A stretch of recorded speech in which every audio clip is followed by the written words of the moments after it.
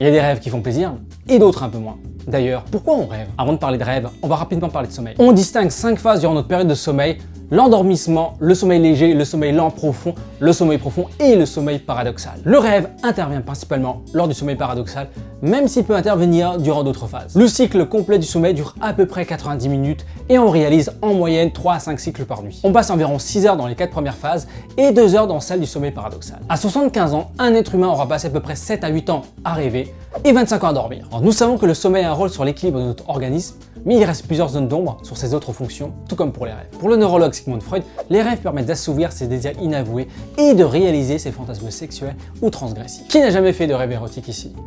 Toi là. Tu vois que je te vois pas? Je vais te beurrer la biscotte, comme j'aime ta beurrer la biscotte.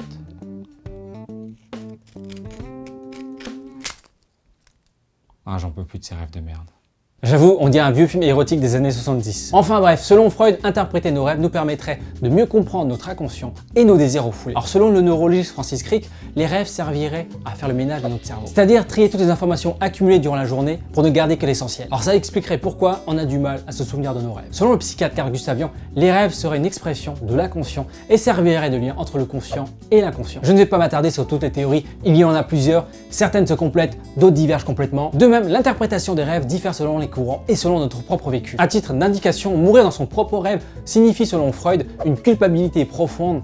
On meurt pour payer une faute. Alors selon Jung, mourir dans son propre rêve signifie plutôt la peur du changement. Alors quant au rêve prémonitoire, l'interprétation serait très difficile. Soit il s'agit d'un fantasme, soit des personnes auraient des capacités extrasensorielles, et ça mériterait une autre vidéo je pense. Quant aux cauchemars, ils sont le reflet de situations vécues ou d'émotions désagréables ressenties. Cela peut se déclencher par exemple après avoir vu un film d'horreur ou après avoir joué à un jeu vidéo particulièrement angoissant juste avant d'aller se coucher. Le fait de faire le même cauchemar régulièrement est souvent lié à un traumatisme fort, tel un accident ou une agression. Pour information, il existe des techniques pour mettre fin au cauchemar. Le rêve lucide consiste à prendre conscience d'être dans un rêve afin de changer le déroulement ou de se réveiller en cas de cauchemar. Là aussi, parfois on décide de se réveiller, mais on se trouve toujours dans un rêve. Pour éviter de perdre sa lucidité et donc le contrôle de son rêve, il faut être capable de réaliser des tests de réalité à l'intérieur de son rêve, comme dans le film Inception pour les connaisseurs. L'intérêt des rêves lucides, c'est de contribuer à son développement personnel. Cela permet par exemple d'affronter ses propres peurs et de les vaincre, ou de résoudre des problèmes qui vous empêchent d'être heureux dans la vie. Comme je l'ai dit il y a quelques minutes, on passe un dixième de notre vie à rêver. Autant en profiter pour faire de beaux rêves